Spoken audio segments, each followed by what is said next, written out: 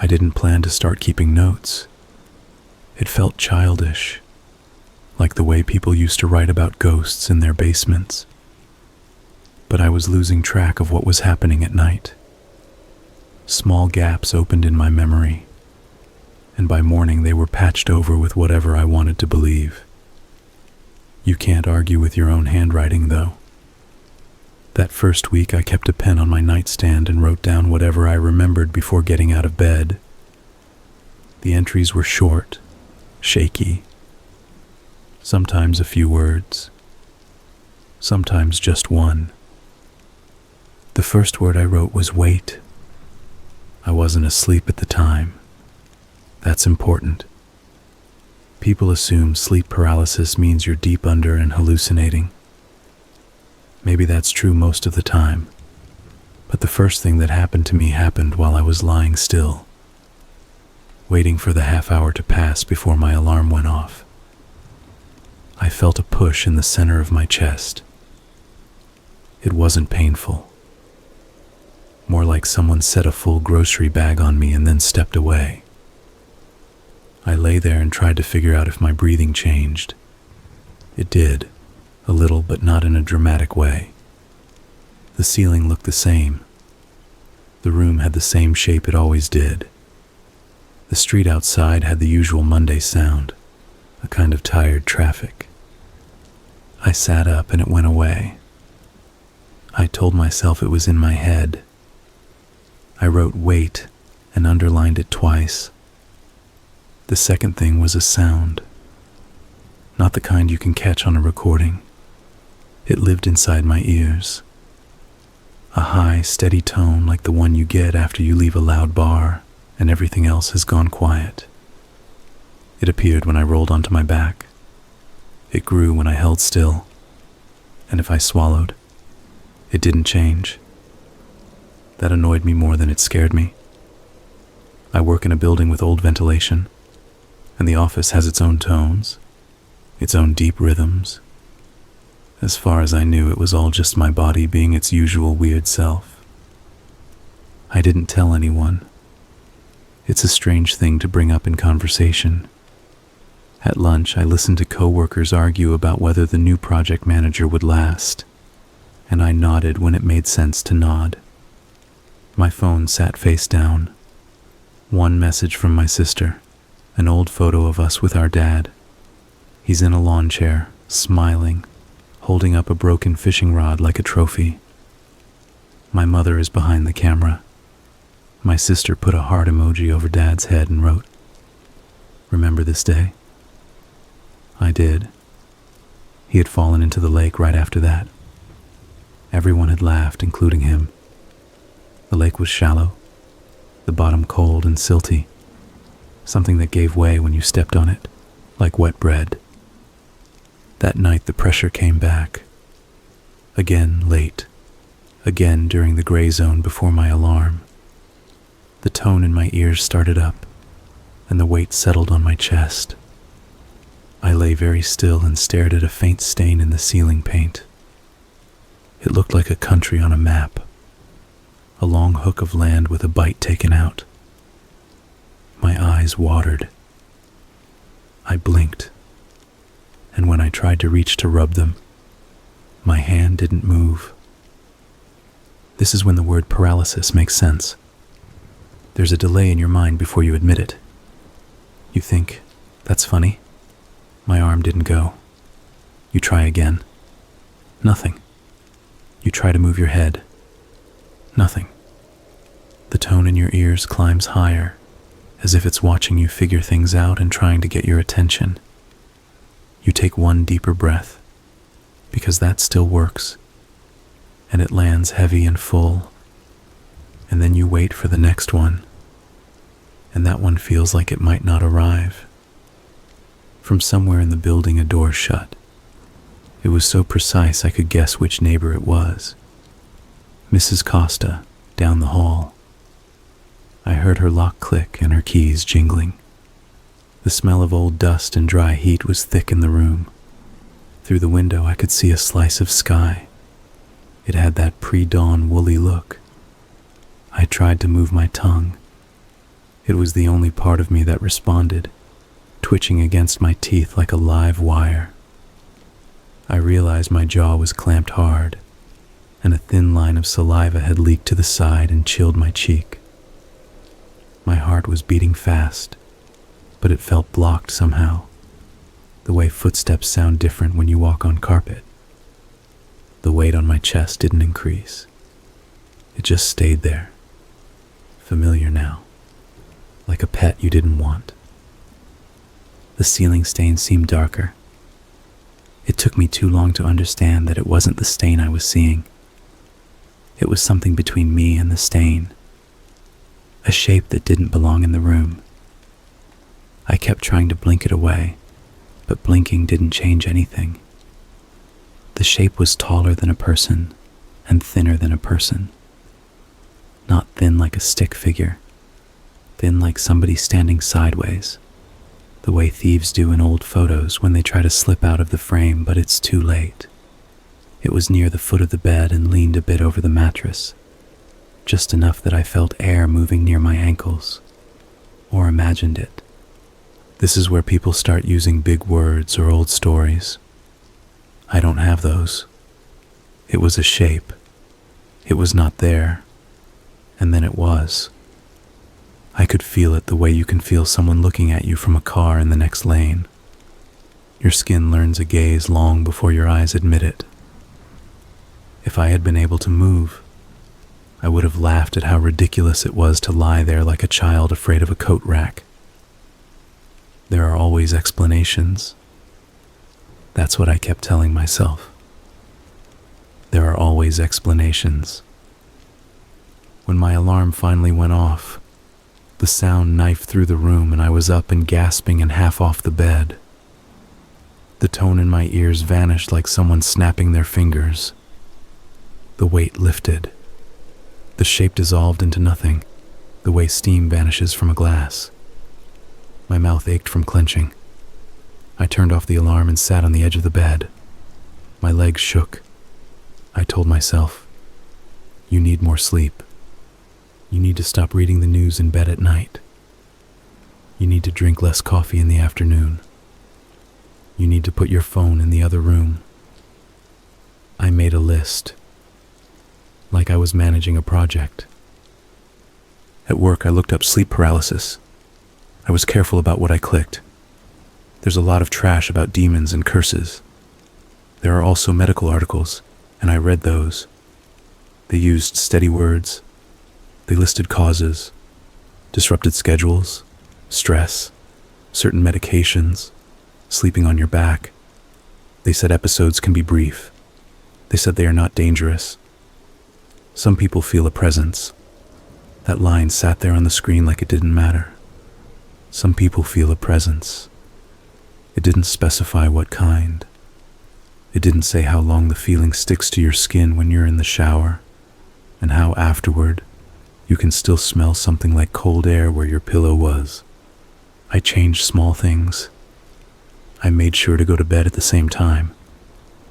I stopped scrolling. I turned my phone face down and then, after 2 nights, left it in the kitchen. I switched from coffee to tea after lunch. My sister texted me again with a voice memo of my niece learning to say spoon, except it came out spoo. I played it 3 times and smiled each time. I answered, "Tell her she's a genius." 2 quiet nights. On the 3rd, the weight returned, so calmly it was like it knew my name. I waited for my alarm to rescue me, but if any minutes passed, I didn't recognize them. The tones sang in my ears. The room seemed to press in. I could move my eyes and nothing else. The shape was already there when my eyes settled on the foot of the bed. It wasn't content to stay in that spot anymore. It leaned forward, or maybe grew, and the top of it met the ceiling. There was no detail to it. It was not a person wearing something. It was exactly an absence. The kind of black that makes you think the word hole or pit, even if you don't want to. The cold air feeling was stronger, pushing up my shins to my knees. If you have never felt cold like that, it isn't the kind you get from a draft. It's a cold that holds a shape. You can map it with your skin the way you could map a hand pressed there. My skin tried to crawl and couldn't. People say you can wiggle a finger or flex a toe, and that can melt the spell. I tried. I ordered my big toe to move. I pictured the tendon, the bone, the nerve impulse. Nothing. I tried to cough and felt my throat obey a little, then close again under a weight I couldn't see. I tried to shout. I felt something push back, not from outside but from inside, as if shouting would draw its attention in a way I could not survive. So I didn't shout. It leaned closer. The ceiling stain disappeared behind it. There was a high, soft sound, not the tone in my ears, but something in the room, like fabric rubbed together. Not close, not right at me, but near my feet. My eyes watered again. It isn't dignified to lie on your back and cry, and I didn't want to do it, but the tears came anyway. I kept breathing, slow, one breath and then another, as if I were hiding under blankets with a flashlight and my brother in the next bed needed to think I was asleep. When my alarm went off, I couldn't reach it. The sound played and played, and I lay there with my heart out of rhythm, until finally the episode released its grip, like it had never happened. I slapped the phone quiet and rolled onto my side, shaking. I looked at the foot of the bed and forced myself to really see the linens piled on the chair, the jacket draped over the chair back. No shadows were doing anything they weren't supposed to do. Everything that had been in the room was still in the room. I got up and walked around and touched each thing with my fingers, halfway expecting to feel something cold and solid where the air should be. I didn't. The chair was only a chair. I wrote in my notebook, weight, tone, can't breathe properly, shape at foot, cold. I pressed the ballpoint so hard the letters printed through 3 pages. I made an appointment with my regular doctor. It took a week to get in. While I waited, I kept the notebook going. I tried sleeping on my side, and it did help, but not every time. I woke once with my face pressed into the pillow, drool cooling, and found I couldn't turn my head to get air. The panic that arrived was not reasonable panic. It burst through everything polite in me. My heart kicked so high I was sure I'd faint. The tone in my ears took on an edge like a saw. The weight on my back was even worse than the weight on my chest. We aren't built to feel someone sitting on our spine while we try to inhale a pillow. I tried to dig my knees into the mattress and push. Nothing. The presence was not at the foot of the bed that time. It was behind me, at my back. The cold pushed through the sheet and the blanket. I could feel the outline of it pressed into the back of my knees, the way a kneeling person might slip in under the covers to curl against you. Except nothing about it felt human. There was an emptiness inside its shape. I knew this. I can't tell you how. I knew it the same way a child knows when a plug has been pulled, and the bathtub's circle of water is about to become a mouth. My phone lit with a notification I couldn't read. The little rectangle of light threw a square onto the ceiling. The square made me angry because it felt like a thing that mattered. A rescue boat I couldn't climb into. I was close to blacking out when my throat spasmed and let a pocket of air through, and the body's love of air is stronger than anything, stronger even than fear. I was there again, panting on my side, the pillow cold and wet, my jaw sore, the square of light on the ceiling now moving across the plaster as the phone screen dimmed. I let out a sound that was half laugh, half sob. I turned on the lamp and didn't turn it off again until the sun came up. At my doctor's office, I left out anything that sounded like a haunted house. I told her I was having episodes of paralysis. I told her about the pressure and the panic. I told her the episodes were increasing. I told her I'd made changes to my habits. She listened, typed notes, asked about my job and whether anything had changed there, asked if I'd been drinking more lately. She checked my blood pressure. She told me to keep a sleep schedule and avoid screens before bed. I told her I was already doing that. She nodded and said that sometimes these things pass on their own, but if they didn't, she could refer me to a sleep clinic. I said that would be fine. She printed out a sheet with deep breathing exercises. In the waiting room, a toddler was pressing his face to the aquarium glass, one cheek flattened, his hands two pale shapes cupping the side of his head like blinders. He watched a fish making slow circles near a castle, its fins like ribbons. The kid sighed as if it was all too much, and I felt a sudden tenderness toward everything that was still simple. The clinic called with an appointment 2 weeks out.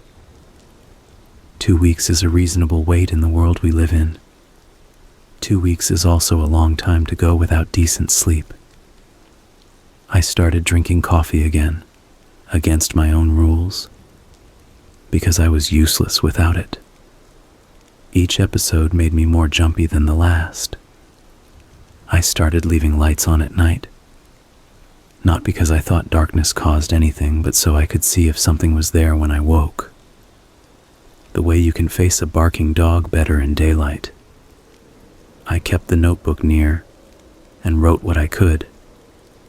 Sometimes my handwriting wandered uphill on the page as if it was leaving.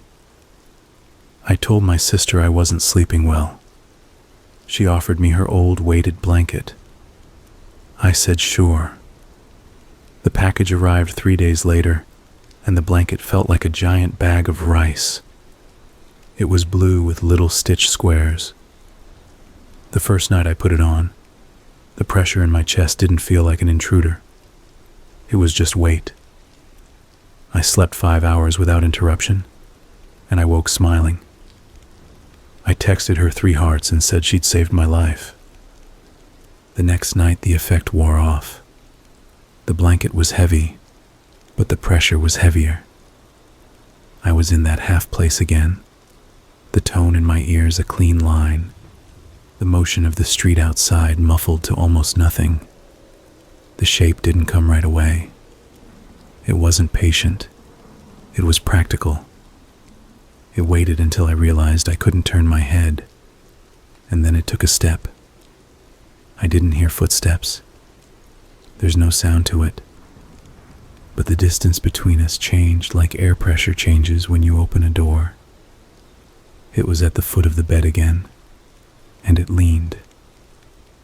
There is no face to look at. There is nothing. You are looking at a hole that has chosen your shape as the place where it is going to be a hole for a while. I thought about an old story my father told. Not a ghost story. How he once fell asleep in his car at lunchtime because he was working 3 jobs and felt sick all the time. And how he dreamed he was still driving and woke with his foot punching toward the brake pedal. He was parked the whole time. His body didn't care. It was going to act like the dream was real. Lying there now, I tried to trick my own body. I pictured my hand moving. I pictured my fingers making a fist and releasing. I pictured my shoulders pulling back as I sat up. For a second I felt something flicker, and then I felt something else. Something like a hand, but colder, pressed flat against my sternum. When I say hand, I don't mean a hand. A hand is warm. A hand has weight with personality. This was a force that could lie about being a hand. It pressed me down in the bed as if I were foam. I felt my ribs strain. Somewhere below the panic, I had one clear thought.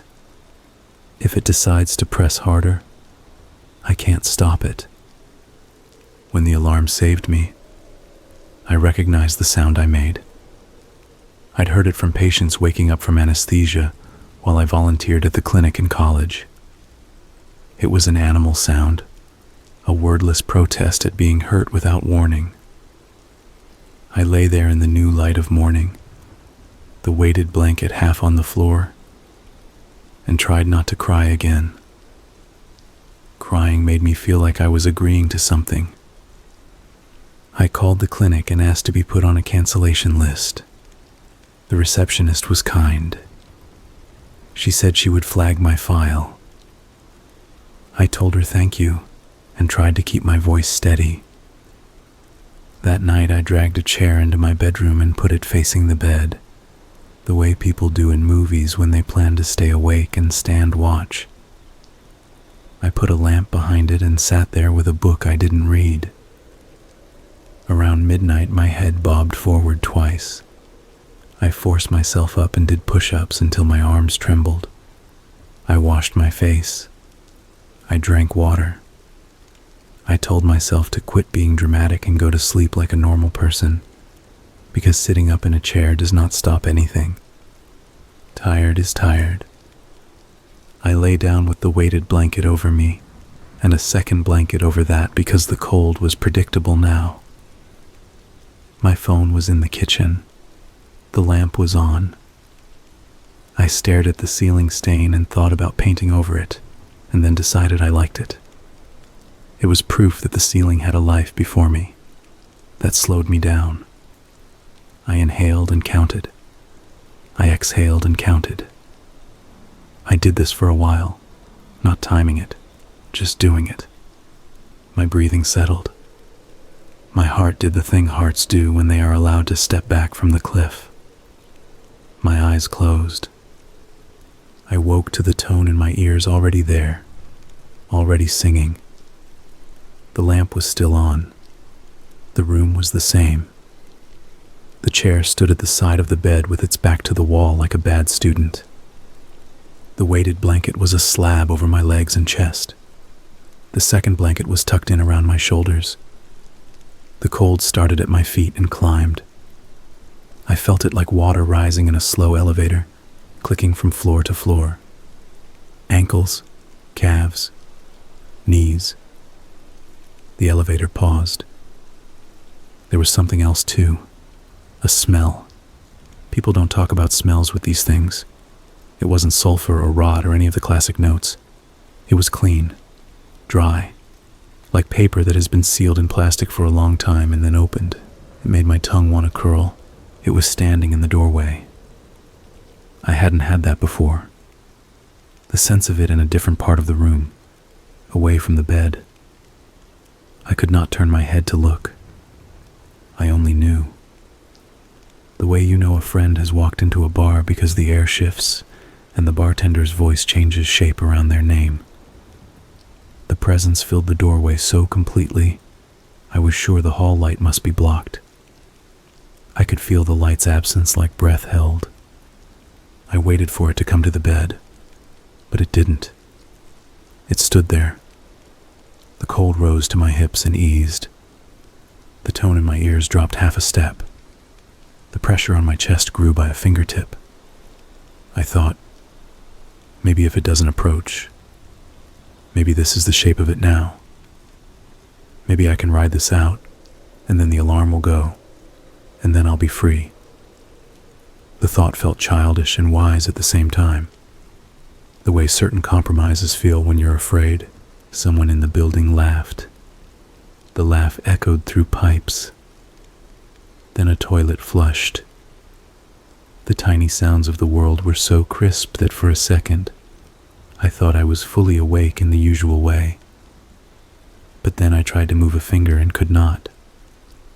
I watched a strand of my own hair cross the very top of my vision, where it had fallen onto my forehead. The strand didn't move. Sometimes the smallest thing is what convinces you. The presence moved. It didn't walk. It reappeared. That is the closest I can get. It was in the doorway, and then it was halfway to the bed, and my mouth filled with that dry smell. It didn't bother with being a person. It and the room had agreed that it could be whatever shape it wanted. I felt a pressure change like the before of a thunderstorm, and understood that this was not waiting for the alarm. It had no interest in clocks. Time was my problem, not its. There is a little spot below your sternum where fear goes if you let it. The old place, where you get punched in movies and fold in half. I put my fear there and pinched it closed. I pictured my sister and my niece. I pictured the fish in the doctor's office making its circles. I pictured the lake with the silty bottom where my father had laughed. I gathered these things the way a diver gathers stones and puts them in the pockets of a jacket to keep from floating up. I told myself, in the most ordinary voice I could make, this is an episode. Your body will wake up. You are safe. The presence came the rest of the way and leaned over me. I don't have better words.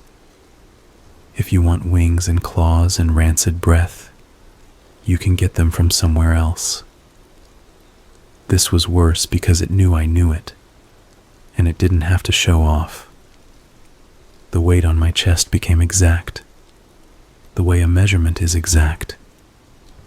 It knew the number of pounds needed to make breath a negotiation, but not stop it. It knew the angle to press to keep me very still. It knew where the top of my shoulder joined the bed, where the mattress had a soft spot. I tried to look at it straight on. A mistake. There are things the eyes should glance off, not meet. When I let my gaze slip to the side, toward the chair, the tone in my ears settled again, and a small part of the pressure eased. I wanted to laugh at the idiocy of it, like I was playing a game with a toddler. Don't look, don't touch, don't move. If I had looked up again, I believe it would have taken more. I held the sidelong look for I don't know how long. Time in these episodes stretches like gum. At some point I became aware of another sound, so low it was almost texture. A scraping, not in the room but inside my head. The kind of scrape when you drag a pencil that has no lead, just wood, across a desk. It was writing. That was the thought that arrived so cleanly I had no chance to stop it. Something was writing. My eyes watered. I wanted to howl. Not because I was in pain, but because I was somewhere I didn't want to be, and I couldn't get back to where everyone else was, where you could stand up and go to the kitchen and drink water and say, that was bad. The scraping continued. I tried to picture my brain as a bright, clean organ with no shadow in it.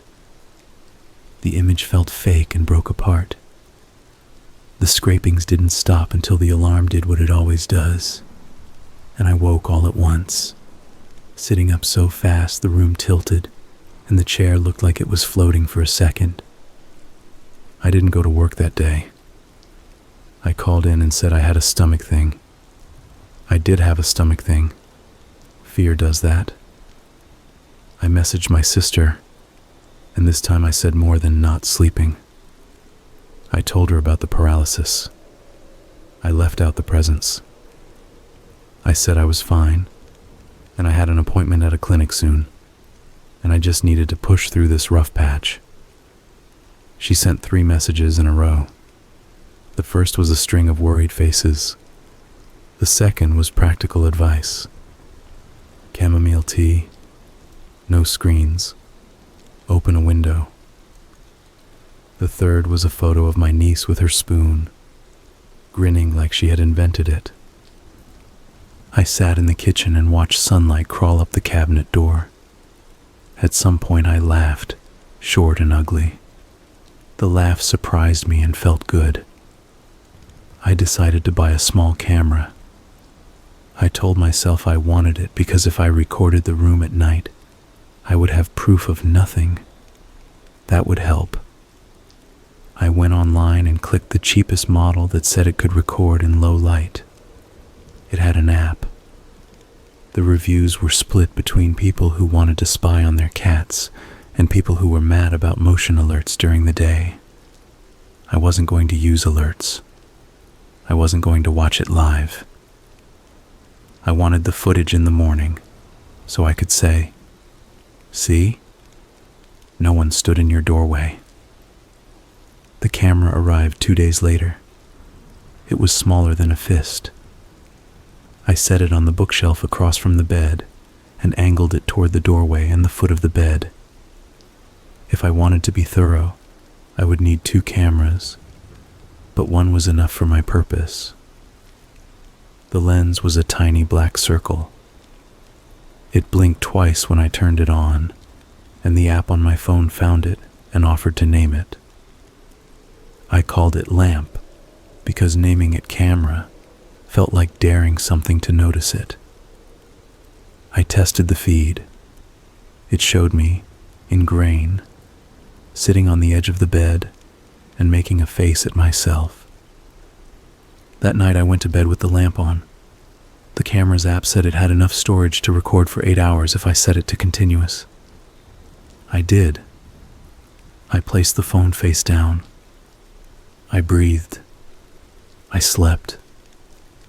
I woke to the weight and the tone, businesslike and blunt. The presence was at the foot of the bed and went to the doorway, and then came back like a tide. The pressure on my chest was exact again, and I stared at the chair's back, willing my eyes to stay where they were. The cold climbed and settled. The scraping started, and my scalp prickled as if someone had run a metal comb over it. My mouth tried to open and couldn't. I had one stupid thought. At least the camera can't see inside my head. When morning came, it came fast. I sat up like I had a string attached and someone pulled it. The lamp was still on. The chair was plain. My throat hurt. I got up and walked to the bookshelf and reached for lamp, and my hand shook so badly I nearly dropped it. I told myself, whether it shows something or nothing, you'll deal with it. I thumbed through the app and found the recording and slid the time marker to halfway in, to where I guessed the episode had been. Grainy gray filled the phone screen. The bed was a hum of pixels. The doorway stood open. For a long time, nothing changed. The camera hummed in my hands. I saw my own body in the bed give a tiny twitch, a shoulder tick, and then settle. I looked toward the doorway in the video even though I knew there was nothing there to see. I let the minutes run. My phone got warm. There is a kind of nothing that looks like a trick. Your brain reaches for pattern. It calls chairs people and sees faces in wood grain. It will put a ghost into a stack of books if you let it.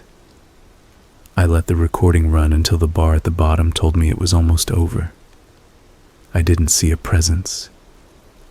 At the very end, exactly when my alarm must have gone off, my body sat up in the bed with a speed that on video looked violent. My head snapped forward. My hands flew to my chest. That was the only clear thing. The way my hands moved like I had thrown off invisible straps. I watched it 3 times. I wanted to be relieved. I told myself, this is good. It means you're sick in a fixable way. It means your mind tells stories on your body. It means when they put wires on you at the clinic, they will see. It means when people ask, how are you sleeping? You can say, better, and mean it. The relief didn't come. There was a tiny patch of disquiet that wouldn't sit still. It had to do with the lamp behind the chair. It was on in the recording, but the light looked dimmer than it should have. I played with the phone's brightness and the app's contrast. I told myself the camera had a sensor that changed exposure depending on motion and whatever else the settings did. I tried to let it go. Then I noticed something else. In one frame, no, in 2 frames close together, there was a small change at the edge of the doorway. Not movement, a shift in the grain, the way heat looks above a road. I took a screenshot and zoomed in until the pixels were blocks. It didn't help. I told myself, this is not evidence. This is a bad camera doing what bad cameras do. That day I decided to tell one person the whole thing. Not my sister. She worries, and she has a kid, and I would be giving her one more thing to hold. I called an old friend, Ethan, because he is the kind of person who will let you be strange without immediately sending a link or a prayer. He answered with his usual dry hello. I asked how he was. He said he was alive. I said good. I told him. The whole thing took 10 minutes and left me winded. He didn't laugh. When I got to the part about the writing in my head, he didn't make a joke. He asked me if the writing had words. I said no. He asked if I was afraid to sleep. I said yes, and the word came out like a cough. He told me to bring the camera over that night, and he'd set up his nicer one. He has a hobbyist setup for filming shorts with friends, and his apartment is full of little tripods and lenses and cases with foam cutouts. I said I didn't want to turn this into a project. He said, I know, and that he could be quiet about it, and I could pretend he wasn't doing anything. I said okay. He said, we can treat it like fixing a pipe. You have a leak. We find where it's coming from. We patch it. No poetry. At his place, he made tea and spread his equipment on the coffee table like surgical tools. He showed me a low-light camera that cost more than my rent, and a microphone that could hear the neighbor's dog breathing. He asked what I wanted to capture. I said I wanted proof of nothing. He nodded like that was a plan he understood. He asked if I'd been taking anything to sleep. I said no. He said good. We watched one of my recordings together. He didn't pause at the frame with the grain shift. He fast-forwarded until I sat up like a puppet and said, there's your jolt. I said yes. We brought the equipment back to my place at dusk. The hall smelled like cooked onions. Mrs. Costa's door was ajar, and the TV inside was too loud. In my apartment, he set up one camera on the bookshelf where I'd put mine, and a second in the corner near the ceiling, like in a store, angled to see the bed and the doorway from above. He found an outlet for the microphones and tested levels. He told me to do nothing different. I said I'd do what I always did. Lamp on, phone in the kitchen, weighted blanket, second blanket. He wrote down times. He taped the tripod feet to the floor so I wouldn't trip. Do you want me to stay? He asked. The question hurt in a way I didn't expect. He was offering me a responsible kind of kindness. Not the kind where he slept in a chair like a guard, but the kind where he would be in the next room, listening. And then if something happened, he would walk in, and there would be another face in the doorway that didn't belong to the presence. The part of me that wanted that was big. The part of me that wanted it was also the part that thought it would put him in the room with it. And I didn't know what that would do to him. There's a selfishness to fear that looks like generosity. I didn't want to share this with him. That's the truth. No, I said. Thank you, but no. Come back in the morning? He studied my face like I was a scan. I tried to keep it neutral. He nodded. He made sure the cameras were rolling. He told me the microphones would pick up traffic, but that was fine. He didn't need silence, just data. He put the little timecode box on the nightstand like it was a party favor. He gave me a look that said he would pretend this was a pipe. He left. The apartment felt like it does after someone leaves. The air keeps their shape for a minute. Then your own life settles back in around you. I brushed my teeth. I put the phone in the kitchen. I checked the locks twice. I got in bed and pulled the weighted blanket up to my clavicle and the second blanket up to my chin. I turned the lamp to its lowest setting and looked at its metal stem and the little on-off switch and the smudges on the base where dust always finds a way to stick. I dozed. I woke to the tone, clean as a tuning fork. The presence was not in the doorway. It was not at the foot of the bed. It was already beside me. This had never happened. It didn't need the doorway anymore. It didn't need the theater of approaching. The cold came in behind my shoulder and down my ribs as if poured from a jug. The weight on my chest was there at once, a familiar pressure with a new accuracy, like a hand that had learned the map of me from repetition. I tried to turn my head and failed. I tried to sigh and turned it into a long breath so I wouldn't hear myself. The scraping started, but rather than being deep and dull, it was bright and close, like a pencil shaving itself on my eardrum. The microphones should have loved it. The cameras should have seen nothing, and that should have been the end of it. I looked to the chair. The chair looked back. The presence bent, and even though there is no face, there is something that happens when it bends that is worse than any face.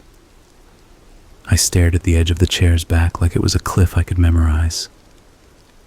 The tone in my ears grew two overtones. Threading the tone was a small sound, a voice or not a voice. Something like a breath dropped into a bottle and swirled. I understood what the writing wanted. It wanted my name, not the one people say. The other one. The one that lives inside my head and does not belong on paper. The one you barely use even when you talk to yourself. The writing scraped at the place where that name lives. I clenched around it. I pictured my niece's spoon smile. I pictured my father's wet jeans. I pictured the fish turning and turning, its eye a coin. This was the longest episode yet. There's nothing dramatic to report. No flying objects. No knock on the door. Just that pressure and that scraping and my heart doing its ugly dance while my body tried not to move at all, and the cameras in their corners watching me be still. At some point, I believed I was going to die. The thought adjusted the room. It calmed me in a way that felt like poison. I stopped fighting for a second and became very quiet. And in that quiet, I learned two things. The first was that it liked that. The second was that I was not alone in the room in the way I mean when I say, not alone. There was my body. There was the presence. And there was a third thing shaped like the space between two magnets. It felt like a mouth held close enough to feel the heat of it, but not close enough to touch. It was on my left, near the edge of the bed, where my hand would fall if I could lift it and let it fall. When the alarm broke whatever rules were in effect, it broke them like glass. I sat up and made that sound I hate. The cameras hummed. The microphones had little red dots that glowed at me like eyes. I sat for a long time because standing felt like it would separate me into more pieces than I could gather. The lamp's bulb hissed. I didn't know bulbs could hiss. Ethan arrived an hour later with 2 coffees and a look on his face like he'd been up all night too. He set the coffee down without asking if I wanted any. He went to the bookshelf and stopped both cameras, and then to the corner and stopped the third. He picked up the time code box and said, "Okay." I sat on the edge of the bed and didn't drink. He loaded the files onto his laptop at my kitchen table. He synced the time code. He ran the video at double speed through the first half. I watched myself go limp and breathe in slow, deep pulls, and then go stiff. He slowed it and backed up until he had the exact moment when the tone must have entered my head. He pressed play. We watched me not move. After 3 minutes, Ethan leaned closer to the screen. He tapped the spacebar and went back a few frames. He blinked. He didn't say anything. He moved the video 1 frame forward. He stopped it. He moved it forward again. He let it run a second and stopped it again. He scrubbed backward an inch. I felt my heart hammer once, hard. He pointed at the frame and then, like he was afraid he would mess something up if he pointed, he put his hand down and said very calmly, "Can you see the door?" "I can see the doorway," I said. The door was open as it had been all night. Ethan nodded. He zoomed in on the hinge side. The image got blocky. He adjusted the levels. He put the 2 camera angles side by side. He zoomed in on the aerial view. Then he did nothing for a second and let both images sit there like 2 eyes. "I don't want you to freak out," he said. "Okay," I said, which means nothing. "I don't have an explanation yet," he said. "That doesn't mean there isn't one. But the door," he swallowed.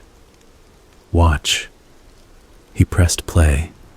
The airborne camera saw more than the bookshelf camera. It saw the top edge of the door. For 5 frames, not more, the top edge pulled toward the room by an inch and then returned to where it had been. That was all. An inch. A tiny movement. Not the door opening. Not a breeze. A tug and a release. "Could be settling," he said quickly. "Air pressure. Someone in the hall. You know how these old places breathe." "I know," I said, and my voice sounded agreeable, like I was doing him a favor by believing it. We watched the rest. There were no shapes. There were no cold shadows crawling up the bed. There was nothing to show anyone who wasn't already inside my head. At the end, I sat up like a shot again and made that sound, and Ethan winced on my behalf. He closed the laptop and rubbed his eyes and said, "We can leave this here for now. Let me poke at this. No promises. It's a door. It's an inch. It's probably nothing." He looked at me. "How are you?" I told him I was fine. He didn't argue. He told me he would call later. He packed up 2 of the cameras and left the third, the one on the bookshelf, at my place like he didn't want me to be alone without it. After he left, I made myself drink the coffee. Cold now. And then I turned off every light and lay down on the couch for an hour and didn't sleep but practiced breathing anyway. The clinic called. A slot had opened that night for an observation. I said yes before they finished the sentence. I was to arrive at 7 in the evening, bring pajamas, wash my hair, and avoid products. No caffeine after noon. They would attach electrodes to my scalp and chest, a cannula at my nose, belts around my chest and waist, and a sensor on my finger. I said that was fine. I hung up and realized I was shaking again, but with relief this time. like I was about to walk into a room where there were other people and machines and paper forms and the smell of sanitizer, and those simple things would be more than enough. I spent the afternoon doing small tasks so the day could feel like a day. I watered my plants. I took the trash out. I folded the weighted blanket into a neat, heavy square. I set the bedtime camera to record again, out of habit more than need. If tonight's episode happened at the clinic, the camera here would just capture an empty bed, and tomorrow I could look at that and feel a clean blank instead of dirty doubt. At 6:30, I took a rideshare across town. The sky was the color of dishwater. The sleep lab was on the 4th floor of a building that smelled like toner and carpet glue. The techs were cheerful in the steady way of people who work at night. They had soft voices that didn't make you feel like a child. One of them, Karen, had a gap in her front teeth and an efficient way of taping wires so they didn't tug. She must have done this 1,000 times. She told me they would watch me from another room, and that if I needed anything, I could speak, and she would hear. She pointed to the camera above the bed, and the red light on the wall, and the bathroom with the motion sensor light. The bed was a wide cot with short rails. The sheets were clean in that rough hospital way that makes you very aware of your own skin. "Anything you want to tell me before you settle in?" she asked.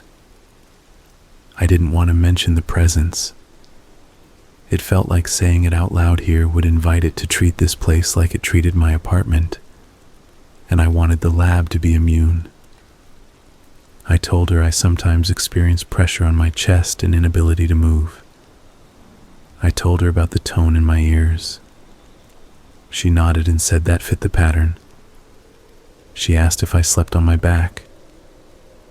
I said sometimes. She adjusted the pillow and said we could try a wedge under my knees if I wanted. I said okay. She taped more wires. When she left, I lay there and stared at the red light. It blinked, steady. The camera above the bed was a black dome. If I had to choose a place for something not to show up, it would be under that dome. I closed my eyes. I didn't think it would work the first night. That's what the lab had told me. People rarely sleep well the first time. The body hates new beds. The body waits a night before it lets go. I slept. I woke to the tone. My eyes opened into a room that was not mine, and for a second I had the wrong life. Then I remembered where I was. The wires tugged faintly when I tried to move. The pressure on my chest was immediate, as if it had been sitting in the room before I arrived, stored on a shelf like a record they put on for each patient. The presence did not hesitate in that neutral room with its white walls and beige curtains. It had no respect. It didn't need my stains and my chair and my lamp. It didn't need the space I had given it. It draped itself over me like always. The tone in my ears was clean. The cold climbed my legs. A nurse in the hall said something in a normal voice, and a printer chirped, and someone knocked a card against a door jamb. The microphones would love all of it. I stared at the corner where the wall met the ceiling and told myself, "You are in a place made of measurements. Let the measurements do what they were built to do." Karen's voice came through the room speaker, soft.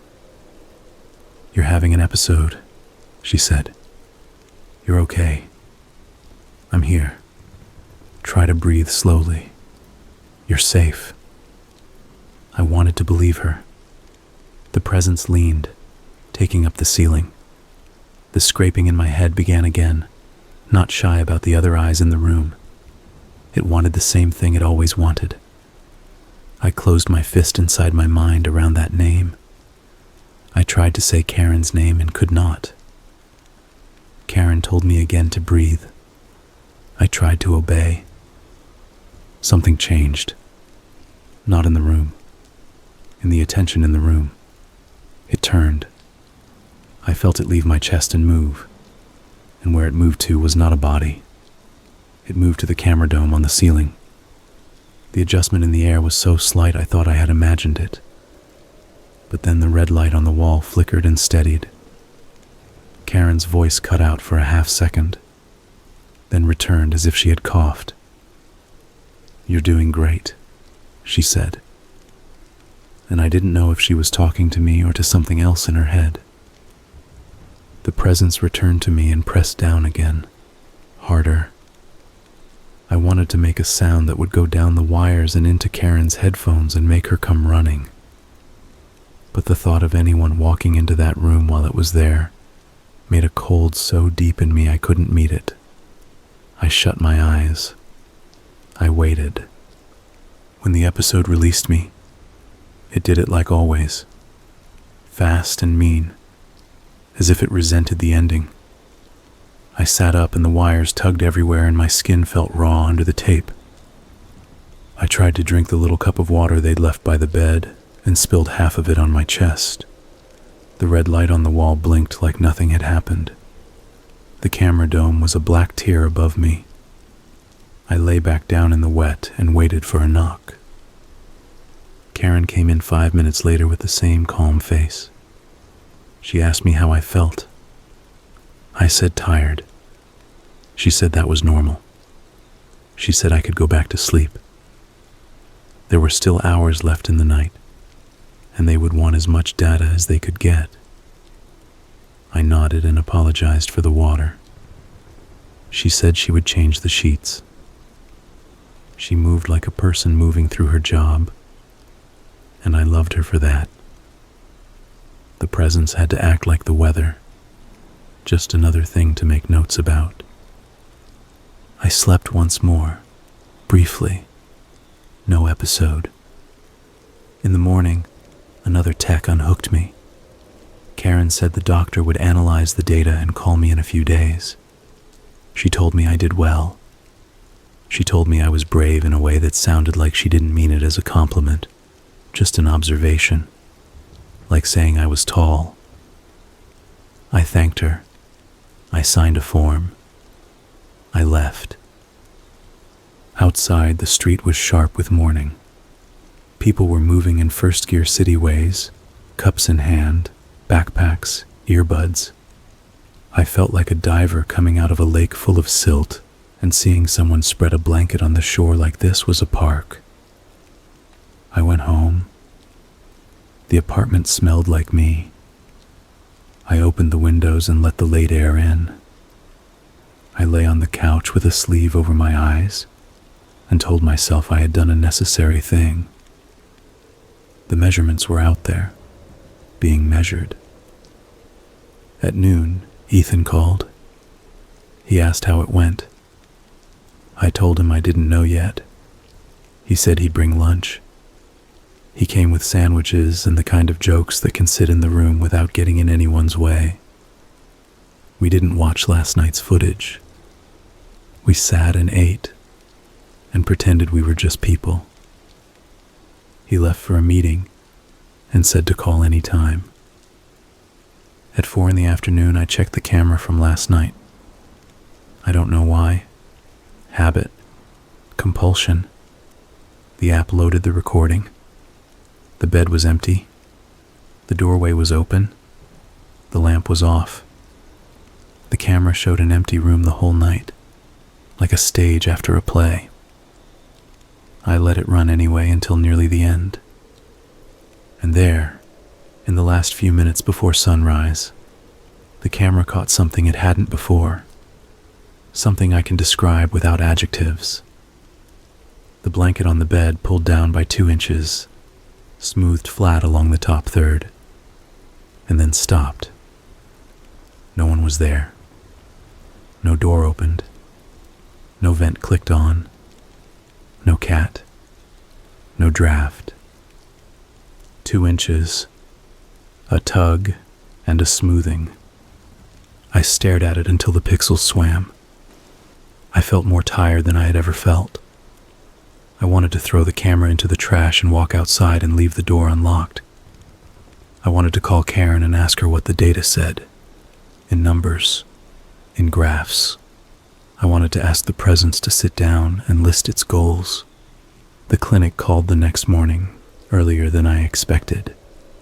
They had my results. The doctor's voice was friendly, not trying to sound too calm. He said they saw multiple episodes of sleep paralysis. He said there was a spike in brain activity associated with transitions between REM and wakefulness. He said there was intermittent breathing irregularity, nothing dramatic, but enough to note. He said the heart rate changes were significant during episodes. He said they recorded auditory phenomena, tones, and that the sensors captured a brief interruption during one episode, which the tech had chalked up to equipment. He said the recordings would help guide treatment. Okay, I said. So what happens now? We can try a low-dose medication that reduces REM fragmentation, he said. And we can work on positional therapy, staying off your back. We can also schedule a follow-up. Many patients improve with these measures. He paused. You did well. Our tech noted that you experienced distress but remained oriented. That's encouraging. There was something in his tone, a local softness, like he wanted to ask me something else and decided not to. I thanked him. I agreed to the plan. I hung up and stared at the ceiling stain and thought about painting over it again. I didn't move. I took the first dose that night. It made my head cottony and my limbs drift to their corners. I lay on my side with a pillow behind my back and another between my knees and thought I would float off the bed. The tone didn't come for a long time. I almost believed it wouldn't come at all. When it came like a coin dropped down a stairwell, hitting every edge on the way. The presence arrived with it. The pressure was softer but smarter, a hand that had learned a new trick. The scraping in my head did not wait. It scratched at the door where the name lived. It scratched, and the scratching made sense, the way a headache can make its own logic. It told me it could end if I just did one small thing. It told me the one small thing. It told me to say my name inside, not out loud, not into the room, not to the microphones, but into it, just once, like a signature. I did not. I held that name like a hot coal, and it burned my fist. I held it while the cold climbed and the pressure pushed and the tone sang and the room held still, steady, ordinary. I held it when I thought about the blanket smoothing itself in an empty room. I held it when I thought about the door moving in Ethan's video by an inch. I held it when I felt a shape like the space between two magnets lean close to the edge of the bed and wait, polite. When morning came, it did not feel like rescue. It felt like a break in a conversation I would have to resume. I sat up slowly. My jaw ached again. My notebook lay on the nightstand. I reached for the pen and wrote one word in it, as steady as I could. Name. I underlined it once. Outside, someone was dragging a suitcase down the hallway. The wheels hit the seams in the runner carpet and made a small bumping sound at regular distances. I stood and went to the kitchen and made toast, and looked out the window at the blank wall of the building next door, and listened to the toaster cool and tick. I did not look at the camera. I did not open the app. I did not call Ethan. I did not call my sister. I ate the toast. That afternoon, the clinic sent my official report by email. The numbers were there, the charts with their lines stepping up and down. The note about the equipment interruption was there, A bland sentence. The recommendations were there. Medication, positional therapy, follow-up in 4 weeks. At the bottom, the doctor had added a short comment. Please reach out if episodes increase or if you experience new or distressing phenomena. We want to hear from you. I stared at that sentence for a long time. It was a sentence someone had written before to other people. It was a sentence that wanted to include everything and could not. I closed the email. I closed my eyes. I slept on the couch, daylight bright, for an hour with no dreams. When evening came, I turned the lamp on and then off and then on again. I put my phone in the kitchen. I stood in the bedroom doorway and looked at the bed, and then at the chair, and then at the place on the floor where the blanket had smoothed itself. The carpet there looked like every other part of the carpet. It's silly to want a mark. It's silly not to want one. I lay down. I breathed. I felt the medication come in like fog. I waited. The tone took longer, and then did not come at all. I fell asleep and woke to the alarm without remembering anything. You would think that would be the end of the first half. A good place to put a dividing line. A night where nothing happened. But this isn't that kind of story. The next day, when I went to pour coffee, there was a word written on the condensation of my kitchen window. A thin, bright tracing like a finger had done it from the other side of the glass. It was my name, not the one people say. I wiped it away with my sleeve so fast I left a smear, and then I stood there for a long time with the empty window and my heart trying to pass through my ribs into the room. That night I put the camera on the windowsill. I angled it to catch the glass. I left the lamp on. I lay down with the weighted blanket tight to my shoulders, and the second blanket tucked in at my sides like I was a child or a patient. I breathed. The tone entered calmly, like a guest arriving on time who had been invited by someone else. The presence was in the room as if it had always lived there. The pressure on my chest found its number. The cold mapped the outsides of my knees like a tailor with pins. The scraping began so lightly I thought I had imagined it. The window was a dark square. The camera's small red light winked at it. The writing in my head did not ask this time. It greeted. It knew the name already. It hummed it the way a person hums a tune to themselves before saying the words. I didn't sleep. I didn't wake. I occupied the exact space between those things. The one that's easy to reach and hard to leave. I looked at the chair and the lamp and the doorway and the ceiling stain in the window. I listened to the tone and the scraping. I breathed. The room breathed back. I didn't tell anyone about the word on the window. I wanted to, and then I pictured their faces while I said it. The look people get when they agree with you because they love you, not because they understand.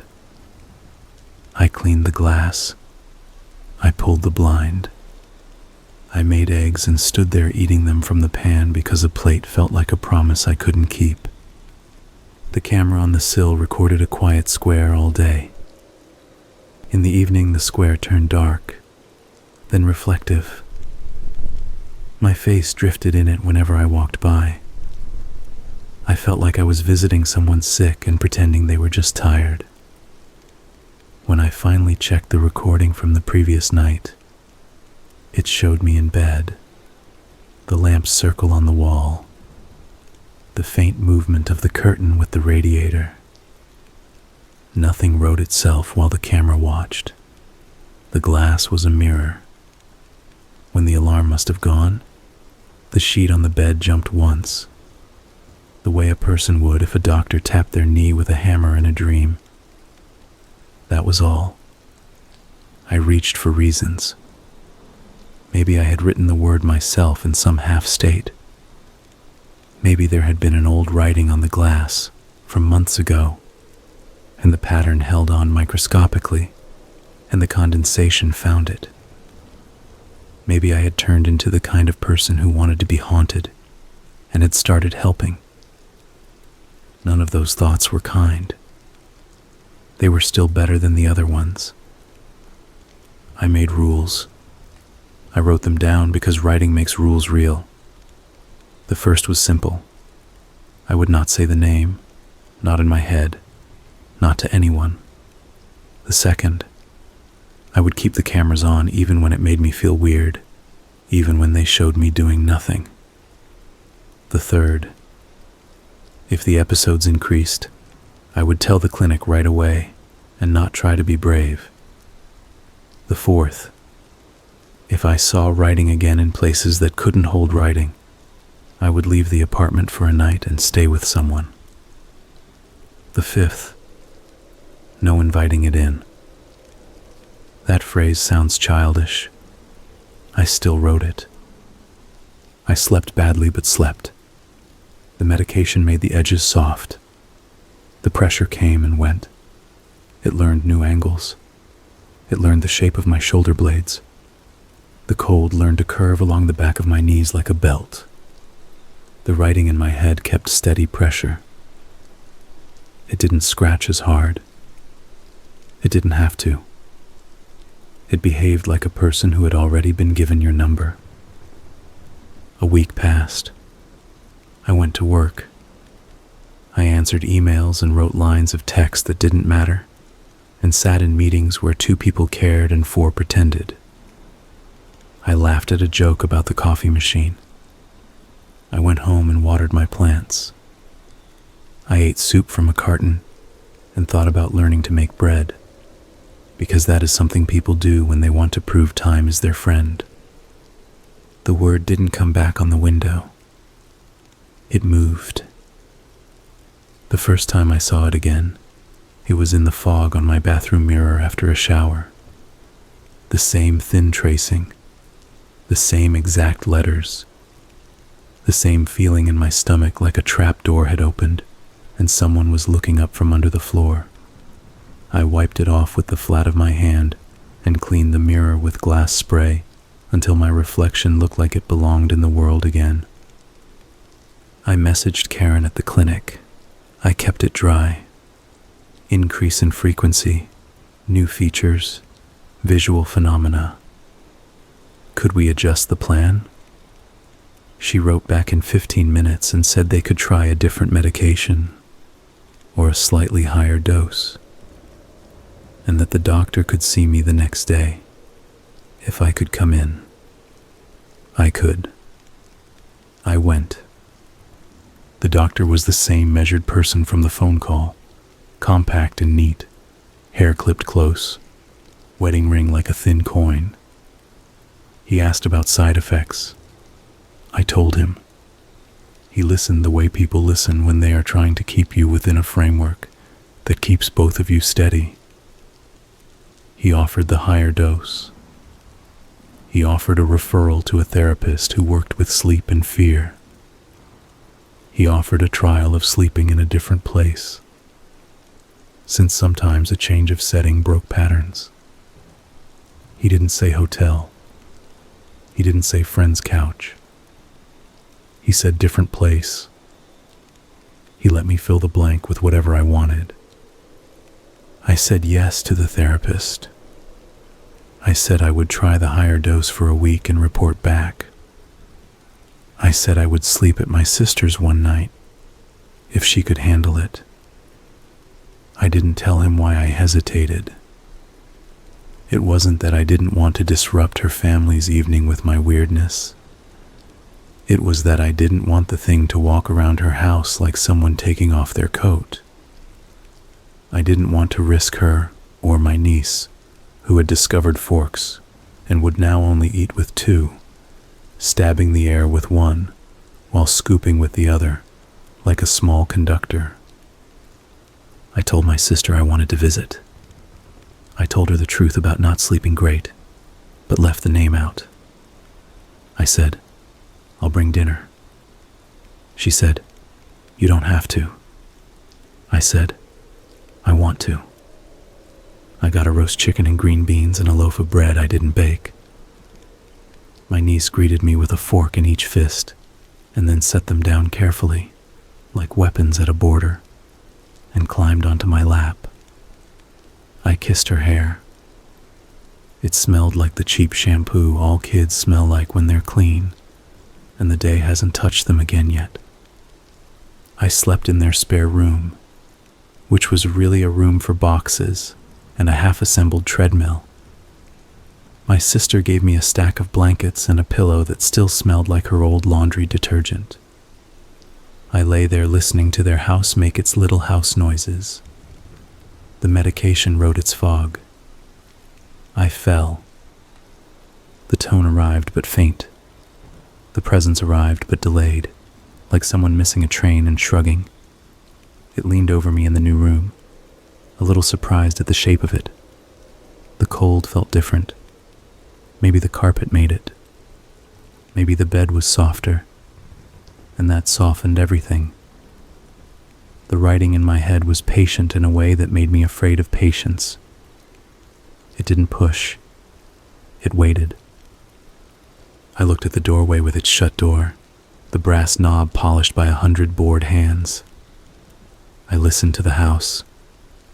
Somewhere in the pipes downstairs, a faucet dripped, and the drip measured time for a while. I waited for the episode to end. It did. I woke with the long relief that isn't relief at all. In the morning, my sister made coffee and toast, and my niece fed cereal to a doll with a face so serious it looked older than both of us. I said I'd slept fine. I had for certain values of fine. I didn't stay a second night. Fear pretends it's about bravery. Sometimes it's about not wanting to test an edge you don't know the depth of. The therapist was named Ahmed. He had a low voice and a way of letting silence sit. His office was small and warm. In it were patient plants and a clock that made no sound. He asked me to describe what happened in words I'd use to tell a mechanic what my car was doing. He didn't want ghosts. He wanted parts. I told him about weight, tone, cold, paralysis, intrusive writing. I told him about the cameras and the door tug and the blanket smoothing and the name on the window and the mirror. I didn't look at his face while I said the last part. He didn't flinch. He said we could do a couple things. He said the first was to give my body a counter ritual. Not magic. A sequence of small actions I could do before sleep, so that when the wrong things came, my body had something to push back with. He said routine is a language. The second was to change the way I met the episodes. Fighting taught them I was there to fight. Surrender taught them I was there to surrender. Neither was helpful. He said we'd work on a third stance, closer to watching.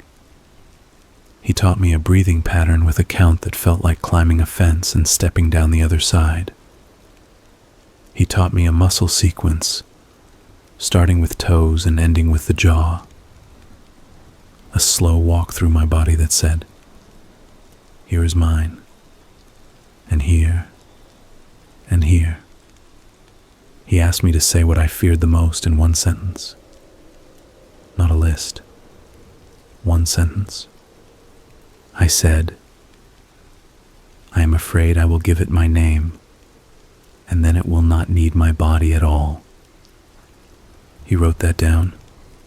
He asked me to write it too, in my notebook, once a day, and then write one sentence after it that was about this afternoon, or a sandwich I liked, or something that did not belong tonight.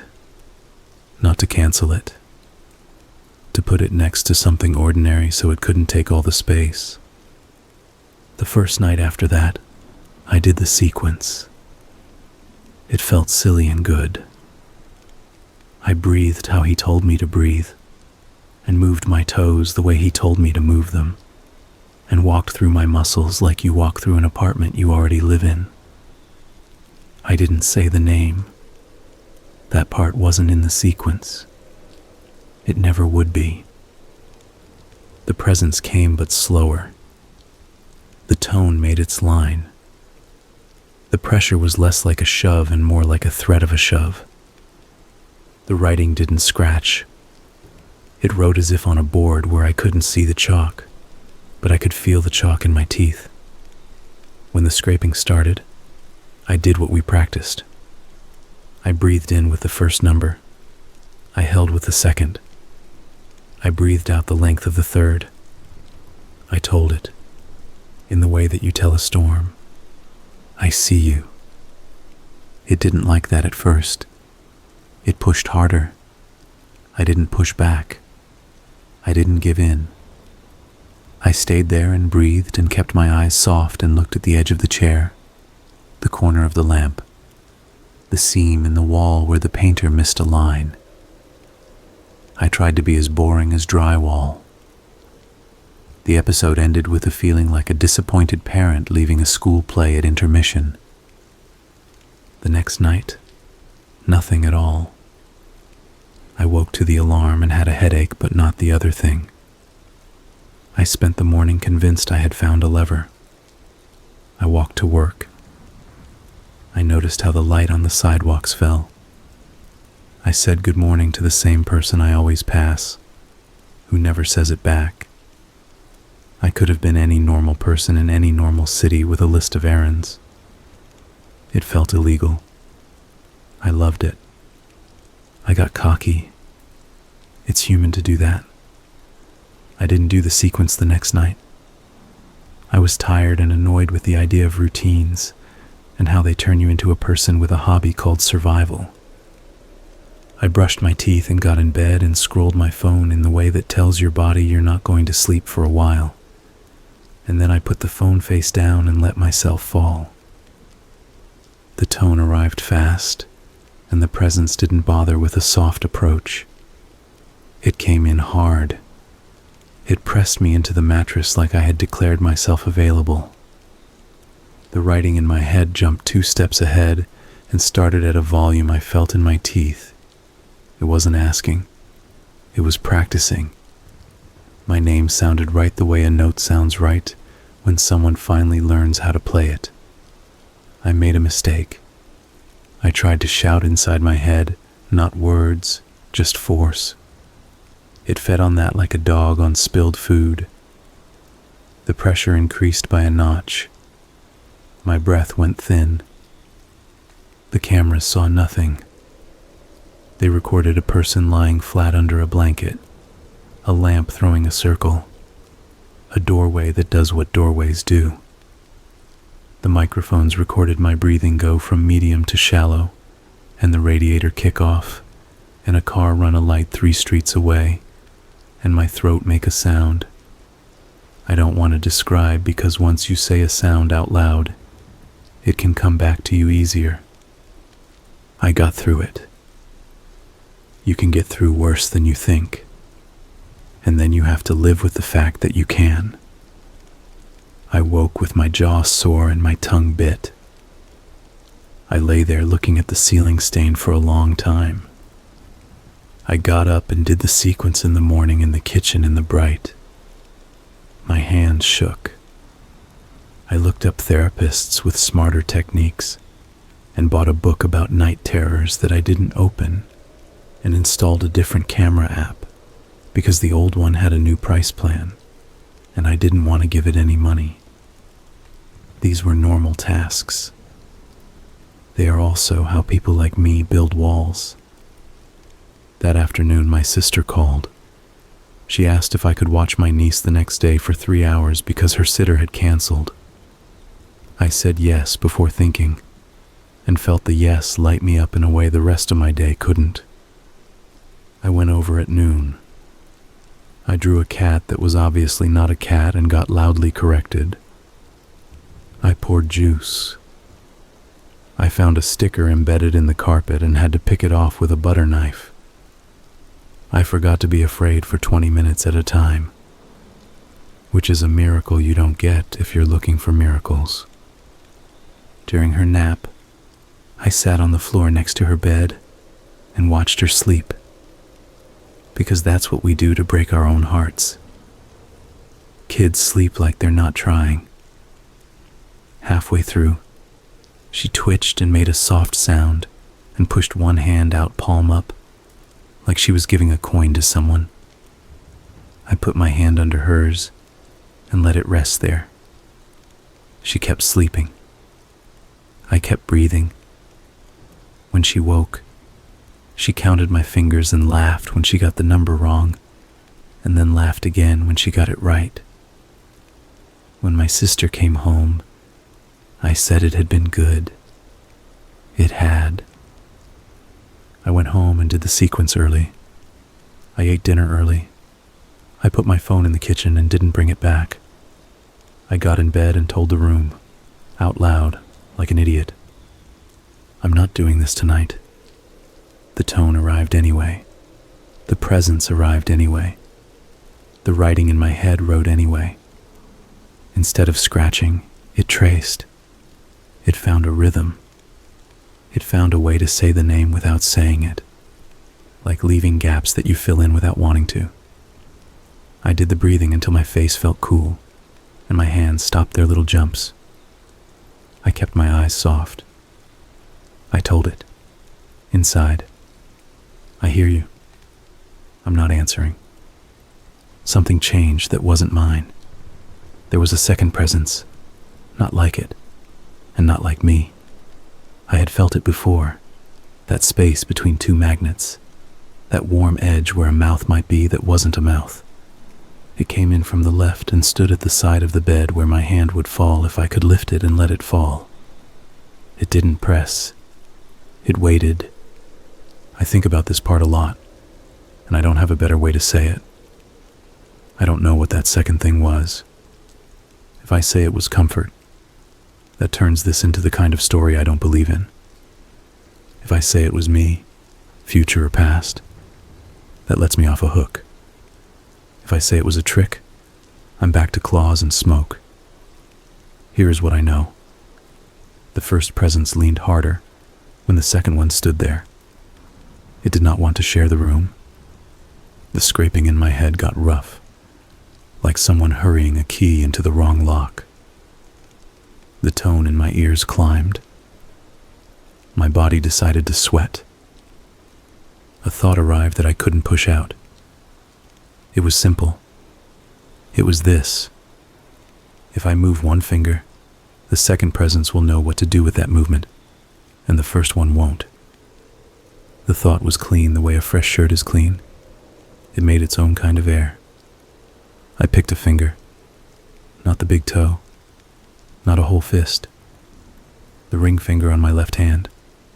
I told it to move. I told it to move the way you tell a man in a boat to throw you the rope. Nothing. I told it again. I told it as if I meant it in a language my finger could hear. It twitched. The pressure on my chest shifted. The first presence didn't like that. I felt it try to set the weight again, to remeasure. The second presence stayed where it was. The ring finger moved again, a little. Then my little finger. Then my hand slid a fraction toward the edge of the bed and stopped. The effort felt like lifting a full bucket onto a high shelf. My palm found the pad of cool air by the second presence. It was not cold. It wasn't warm either. It had the temperature of a hand that had just been washed and shaken dry. I moved into it. No one helped me. It allowed me. The first presence pressed again, and the tone made a sound like something splitting. The writing in my head dragged a line through the place where my name lives, and I pictured my niece's hand open in sleep. I pictured the fish making its circles. I pictured the door tugging by an inch. the blanket smoothing by 2 inches. The exact numbers of what it could do without being seen. I remember thinking, I can live inside numbers. I can stand where they are. I do not have to go into the rest. I made my hand fall off the bed. It thumped the floor and hurt in an ordinary way that made me almost laugh.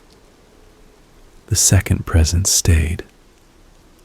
The first pulled back by a degree like I'd moved out from under a shelf. My hand on the floor could feel the rug, the exact dirt in it, the edge where I hadn't vacuumed. The presence at the bed's side felt larger because I could feel the absence of air where it stood. The thought arrived again. Not mine, not mine. 1 more inch. I moved my wrist an inch. My fingertip touched the baseboard. It felt like a baseboard, cheap paint. 1 tiny drip hardened into a bead. I held my hand there and stared at the chair's back where the wood had a nick from that time I knocked it into the door jamb. The episode ended the way they can, fast and stupid. Everything let go.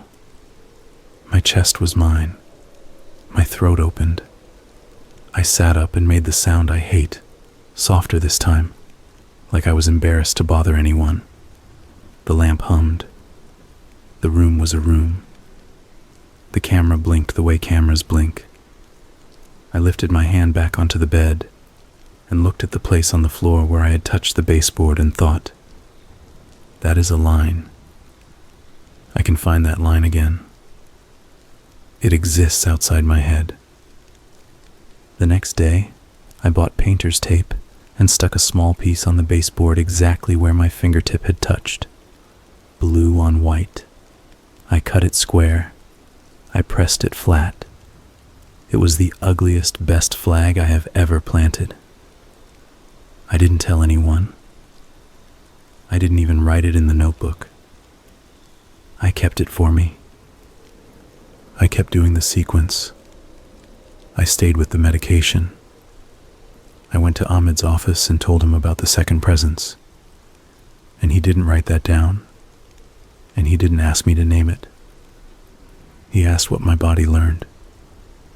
I said it learned it could move 1 finger while everything else was being held. He said good, like we were talking about a knee after surgery. He said to practice that in the day, lying on the bed, getting still, moving 1 finger and feeling what it took to do that, and then stop. He said to make it boring. The episodes did not stop. They changed shape. Sometimes they didn't come for 2 nights, and then arrived rude. Sometimes they came light and ended without warning. Sometimes they started with the writing in my head like a billboard. But now I had something to do that didn't feel like a coin flip. I moved a finger. I touched the tape. I measured. I didn't give my name. The writing on surfaces continued once, then paused. It wrote on the inside of a cereal box liner while I was pouring. The thin plastic fogged from the heat of the cupboard. I tore the bag open and ate the cereal with my hands over the sink, like a person trying to destroy evidence, and then put the box in the recycling with the word facing down. I told myself that if it was going to act cheap, I wasn't going to treat it like a monument. Ethan kept checking in. He asked if I wanted to do more recordings. I said not now. He didn't push. He told me he had looked at the door movement again and had theories about drafts and negative pressure when elevators moved. And I said I liked that theory and would adopt it, and he said that was the point. We sat on my couch and watched a stupid movie and laughed properly at 3 places and forced it at 5 more, which is not a bad ratio. One afternoon at work, the tone started in my ear while I was awake. That hadn't happened before. I was in a meeting about a launch date that had already moved 3 times and wasn't real yet. The tone slid in, smooth, like a knife into a pocket. I blinked. I looked at the window. I looked at my hands on the table. The tone stayed. I moved my ring finger under the table against my thumbnail. I felt the nail catch. The tone didn't stop. I excused myself and went to the bathroom and sat in a stall and breathed the way I knew how and waited. If you've ever waited like that in a place where people are washing their hands and checking their hair, you know the flavor. The tone went away after a while like it had lost interest. I washed my hands with the harsh soap and stood there until my face looked regular again. I told Ahmed.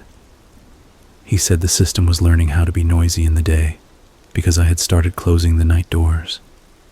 He said, "That is progress, even if it feels like failure." He asked if I had the name held. I said yes. He asked me to say the sentence again, the one about what I feared. I said it, and then added a second sentence about the sandwich I had eaten, as assigned. He nodded like we were normal. I kept the blue tape on the baseboard. It made me feel like a child. It made me feel like a scientist. I touched it with my fingertips sometimes in the daylight to remind my body that it existed and I could reach it. At night I reached for it when I could. Sometimes I couldn't. Sometimes the presence stood in that exact corner, as if it knew and wanted its cold to eat the tape. If that was on purpose, I couldn't tell. I don't know how this part works. I only know the feeling in my chest when I missed. The small private despair of coming up short by an inch. Once, in a bad episode, the writing in my head changed. It stopped asking for my name and wrote something else, a set of numbers that meant nothing. I tried to ignore them and couldn't. They repeated, slow, like a phone number you're trying not to memorize. I held my breath by mistake and had to fight for the next one. When I got loose, I wrote the numbers down in the notebook, because pretending I didn't remember them would have been another lie sitting in the room. The numbers looked harmless in ink. They were not a code for anything I recognized. I showed them to Ethan, and he said they looked like a locker at a bus station in a movie. He smiled when he said it, so I didn't have to argue with him. The clinic adjusted the medication down. It had made my head fog so thick I missed 2 deadlines at work. They added a light therapy box for mornings, which made me feel like a plant but did help. I sat in front of it and drank tea and let the white light remove a layer. My sister sent me more photos of my niece using forks on everything. I started walking at dusk, different streets, no headphones, no goal. I learned which buildings had laundry rooms in the basement by the smell at the grates. I learned which cats sat in which windows like old men with opinions. I learned that my city wasn't trying to hurt me, which is a kind thing to remember. The name stayed where I put it. It wasn't easy. There were 2 nights I almost let it slip out of its place because I was too tired to hold anything, and because it promised me a quiet I didn't trust. I didn't say it. I kept it. I paid for that choice with the kind of day where your skin feels one size too small. I went to Ahmed and said I was angry, and that anger bored me, and I wanted a different life. And he said that was also part of the work, to hate it and keep doing it. One evening, late, my doorbell rang. I wasn't expecting anyone. I froze in the kitchen with a spoon in my hand and listened. The bell rang again, a short, polite ring. I went to the peephole. No one. I stood there and didn't breathe. I heard footsteps away down the hall. A neighbor must have hit the wrong button. I went back to the kitchen and set the spoon down and laughed a little and felt stupid for laughing, and then felt okay for laughing anyway.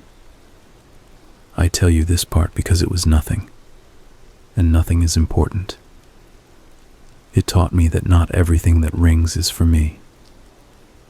Another night, the episode started and I went through my sequence and moved my finger and reached the tape and felt nothing. Not the absence of air presence that had waited before. Not the first presence. Not anything. I lay there with my hand against the baseboard like someone with a cramp and realized I was free and hadn't noticed the moment when it let go. That made me angry in a new way. I wanted to be notified. I wanted a bell.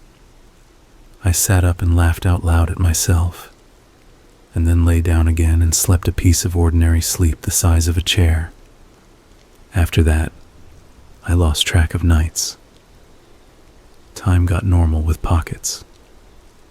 The episodes came 2 in a week, and then none in a week, and then a rough one that felt like all their mean cousins had arrived at once and wanted to see my house. I did what I do. I didn't say the name. I touched the tape. The writing in my head learned that it could not have what it wanted if what it wanted was everything. One morning, brushing my teeth, I saw the word again in the mirror fog. My real name this time, the one people say. It was written crooked, like a child had done it with their left hand. It didn't scare me. It annoyed me, like someone mispronouncing something on purpose. I wiped it away with the back of my wrist and left the streaks to dry. I said my name out loud to the empty bathroom and heard it bounce off tile. I sounded like a person. I took the blue tape down after 3 months. I didn't feel ready. I also didn't want to be the person who dies with blue tape stuck to their wall because they forgot to take it off. I peeled it slow and looked at the square where the paint had stayed cleaner. I kept the little piece of tape stuck to the inside of my notebook, like a pressed leaf. I know that is ridiculous. I did it anyway. Ethan asked if I wanted to go away for a weekend, somewhere with a lake like the one my father fell into, and laughed. I said he was trying to cure me with a story, and he said he was trying to sit under trees and not look at a screen for 2 days, and if I wanted to come, I could. I said yes. We drove 2 hours to a rental that looked like every rental. Faded rug, knives that don't cut, a bookcase of mysteries no one finishes. The first night there, the tone didn't come. The second night it did, light, like a person cracking a door and peeking. I breathed. I moved the finger. I touched the edge of the mattress with my hand tucked under. I kept the name. I woke to birds that sounded like an argument you can ignore. When we drove back, the city looked kinder than when we left. That didn't last, but it was nice. I went back to work and finished a project and got a note from my boss that said, "Nice save," which is not the same as a compliment and not different either. I slept 3 good nights in a row and started to think about small things again. A haircut, a coat I should get cleaned, a nail in the wall I could move so the picture would hang straight. Then I made a mistake and took the camera down. I wanted to feel like I wasn't being watched, even by my own tools. The camera had become another witness I had to feed. I unplugged it and put it in a drawer. I told myself this was progress. I told Ahmed I had done it, and he said, "Okay. How does your body feel about that?" I said, "Lighter." He said, "Then leave it in the drawer." 2 weeks passed. I forgot about the camera. One night while making tea, I saw the camera's lens in my mind like a small black eye and felt a tug at the place where my name lives. It startled me how fast it came back. I made the tea and sat at the table and put my hand flat on the wood and named the things in the room like I was teaching a child. Chair, lamp, plant, wall. I told myself not to open the drawer. I didn't. A few days after that, the door tugged again. Not on camera this time, just in my body, but I heard the hinge talk. I was lying in bed in that half place where you still believe you're the person who gets to choose. The presence was at the foot of the bed like a person thinking about stepping onto a bus, and then not doing it. The door tugged. The hinge spoke. I stared at the knob and felt nothing like victory. The writing in my head wrote the number from before, the useless number. I said, "Inside. Try something else." It didn't. It wrote the number again like a person too stubborn to change the story. The episode ended. I sat up. I didn't make the sound this time. I said my real name out loud to the room, and it sounded like someone talking to someone else in a dream. You will want an ending. I have tried to find one that feels like a door closing. I don't have it. I have a life with two parts in it. One is daylight. It has forks and emails and bad coffee, and the way the sun hits the side of my building in late afternoon, and a child counting my fingers and getting it wrong, in a way that makes me cry in the kitchen when I'm alone. The other part is night. It has my body laid into the bed like a careful thing. It has a tone and a weight, and a set of angles, and a rule I don't break. It has a second presence that waits, and a first presence that presses, and a hand that can move a finger, and a baseboard I have touched. I still don't say the name. I keep it where it is, because that is the only way I know to keep anything. Some nights the writing in my head is so soft, I mistake it for my own thinking. Some nights it is hard and simple as a key turned in a lock. I have learned to be boring, to be drywall, to breathe and count and move one finger the way you move a pawn to open a board. Ahmed says this is a kind of strength. I say it is a way to keep going. We are both right. Once, a month ago, I woke to silence. No tone, no weight, no cold, no scraping. I lay there and felt the space around me the way a person in a new house hears the house breathe and decides to trust it. The lamp was off. The room had the shape it always has. I waited for the other thing to arrive. It didn't. I fell back into sleep like stepping off a curb you know by heart. In the morning I made toast and ate it with my hands, standing by the window with my bare feet on the cold tile.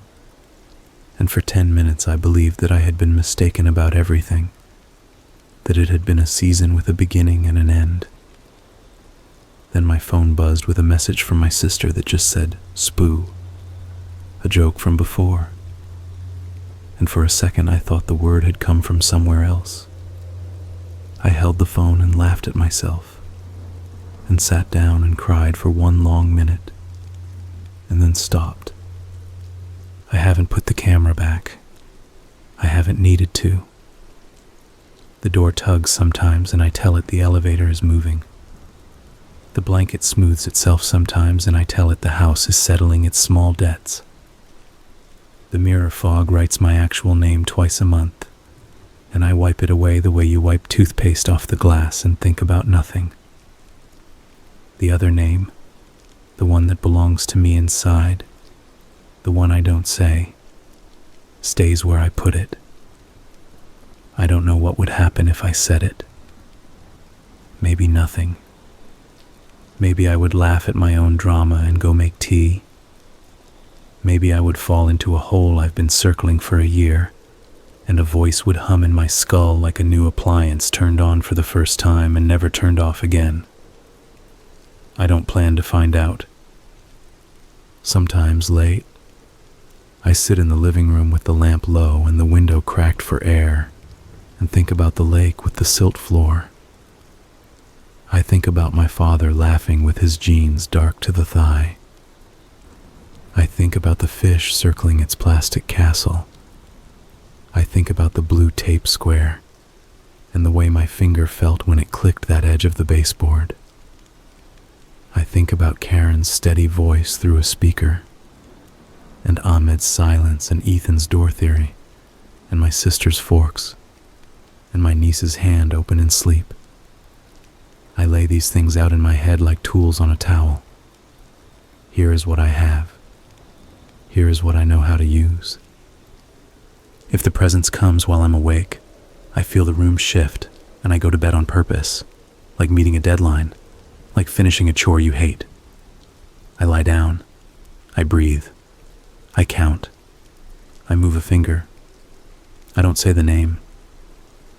It presses, and sometimes it presses less because it's bored or because I've gotten heavier in the ways that count.